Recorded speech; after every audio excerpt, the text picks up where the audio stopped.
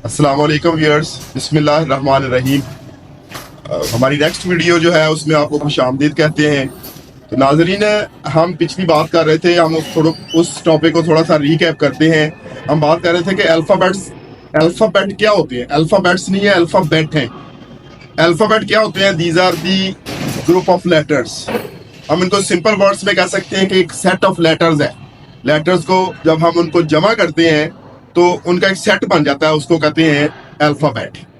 Letters क्या है? Letters जो है वो फ्रॉम ए टू जी, ए से लेकर जी तक, ए से लेकर जेड तक जितने भी वो लेटर्स हैं, दीज आर 26 इन इंग्लिश, उनको हम लेटर्स कहते हैं।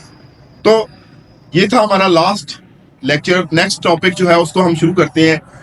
तो नेक्स्ट टॉपिक जो है व्हाट आर साउंड्स। हमने बात की थी कि इंग्लिश में साउंड्स हैं, लेटर्स, अल्फाबेट से नेक्स्ट टॉपिक जो है साउंड्स है। साउंड्स क्या होती हैं, साउंड कैसे प्रोड्यूस होती हैं। तो साउंड जो है, साउंड हमने थोड़ा सा साइंटिफिक इसको, यानी कि अगर हम रिप्रेजेंट करें, एक्सप्लेन करें, तो साउंड जो है ये असल में वेव्स हैं।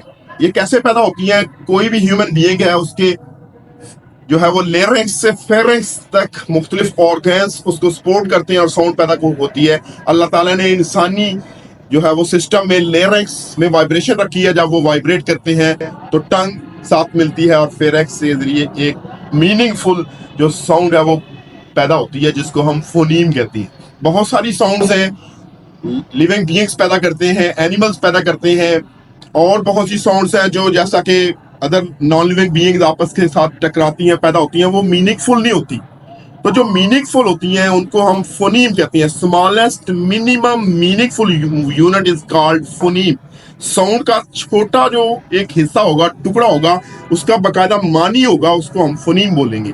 तो इंग्लिश लैंग्वेज के अंदर जो साउंड्स हैं, साउंड्स की प्रोडक्शन जो है, जब वो पैदा होते हैं तो उनके पैदाइश के दौरान या उनकी कह लें अदायगी के दौरान कुछ साउंड्स के रास्ते में रुकावट आती है, कुछ साउंड्स के रास्ते में रुकावट नहीं आती। फेरिंक्स से लेरिंक्स तक जब रुकावट आएगी फेरिंक्स से लेरिंक्स तक, तो वो कहलाएंगे कॉन्सोनेंट्स।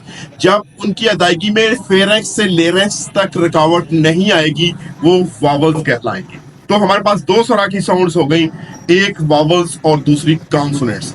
वावल्स क्या होती हैं? Vowels वो sounds हैं when they are produced there is no obstruction in the passage of air from pharynx to larynx। इनको प्रोडक्शन की आसान सी मिसाल ये है कि आप अपनी टंग को पकड़ कर कह सकते हैं ए ई आई यू।